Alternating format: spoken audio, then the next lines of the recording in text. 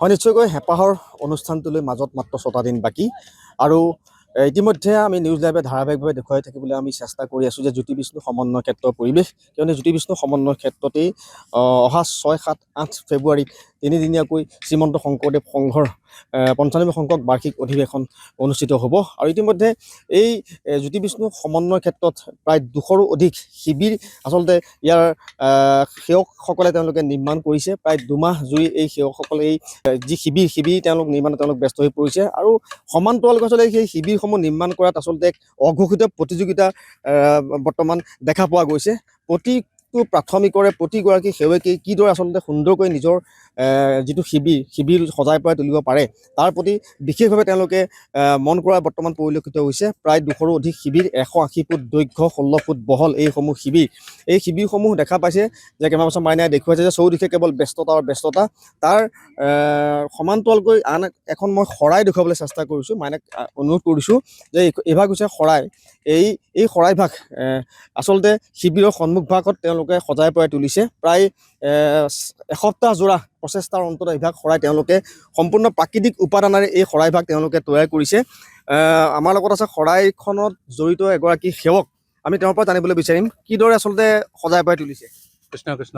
এইভাগ শৰাই আপোনাৰ খেৰ, বাঁহ আৰু তমাল ইত্যাদিৰে সম্পূৰ্ণ কৰাৰ চেষ্টা কৰিছোঁ।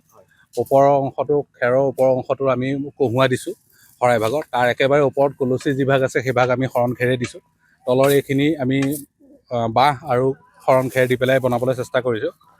আচলতে এইটো অঘোষিত প্ৰতিযোগিতা এভাগ হোৱা দিয়ে হৈছে বাৰু। প্ৰত্যেকেই আচলতে নিজৰ শিবিৰটো খুব ধুনীয়াকৈ ভাল কৰাৰ চিন্তা কৰিছে।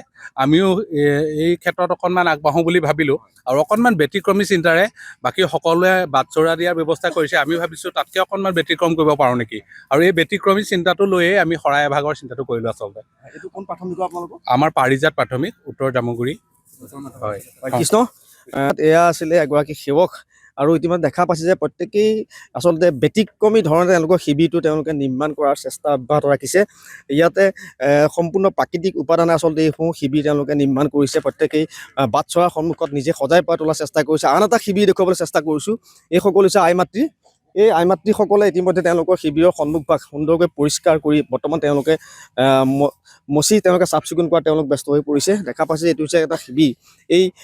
কিয়নো মাজত মাত্ৰ ৫-৬টা দিন বাকী আছে আৰু ৬টা দিনৰ পিছতে এইসকল আই মাতৃও তেওঁলোকে ভকত বৈষ্ণৱক আদৰিবৰ বাবে তেওঁলোক উদগ্ৰীৱ হৈ আছে, আগ্ৰহ প্ৰকাশ কৰি আছে। প্ৰায় হেঁপাহৰ অনুষ্ঠানটিত ভকতসকলক কিদৰে আদৰিব পাৰে, কিদৰে আপ্যায়ন কৰিব পাৰে তেওঁলোকে সেই চেষ্টাত তেওঁলোক ব্ৰতী হৈ আছে।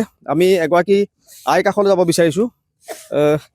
কি কৰি আছে এতিয়া? কৃষ্ণ জয়গুৰু শংকৰ শ্ৰীমন্ত শংকৰদেৱ সংঘৰ ৯৫ সংখ্যক যি বাৰ্ষিক অধিৱেশন তেজপুৰ জিলা শাখাৰ আতিথ্য আৰু ব্যৱস্থাপনাত আমাৰ জ্যোতি বিষ্ণু সমন্বয় ক্ষেত্ৰত অনুষ্ঠিত ফেব্ৰুৱাৰী মাহৰ ৬, ৭ আৰু ৮ তাৰিখে।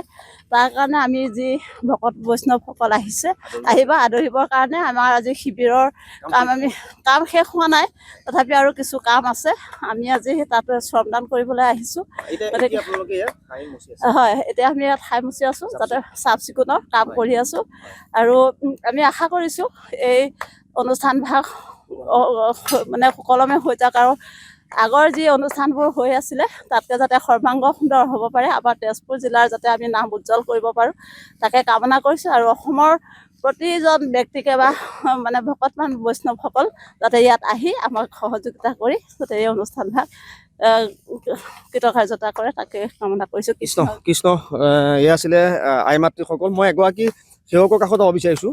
আচলতে দেখা পোৱা গৈছে যে শিবিৰ নিৰ্মাণ কৰাৰ কৰোঁতে প্ৰতিটো প্ৰাথমিকেই এক অঘোষিত প্ৰতিযোগিতাত তেওঁলোক নামি পৰা যেন অনুভৱ হৈছে। কৃষ্ণ জয়গুৰু শংকৰ।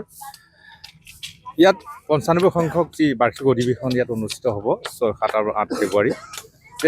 দেখা গৈছে যে আমাৰ তেজপুৰ জিলাৰ ৭খন আঞ্চলিকৰ প্ৰতি প্ৰাথমিকে যিখিনি শিবিৰ বনাইছে সুন্দৰভাৱে নিজৰ প্ৰতিভাৰে সুন্দৰভাৱে জিলিকাই তুলিছে আৰু অসমৰ বিভিন্ন প্ৰান্তৰ পৰা অহা ভকত বৈষ্ণৱ সমস্ত যিসকল বা বন্ধৱ ইয়াত থাকিব তেওঁলোকে সুন্দৰভাৱে সকলো দিশতে সুবিধা কৰি থকাৰ ব্যৱস্থা কৰা হৈছে। আৰু এইবাৰ ইতিহাসত আমাৰ তেজপুৰ জিলা বা আমাৰ জামুগুৰি সুন্দৰভাৱে ইয়াত অনুষ্ঠিত কৰা হৈছে। প্ৰতিখন শাখা কমিটিয়ে সুন্দৰভাৱে বিভিন্ন বিভাগৰ কামসমূহ কৰিছে।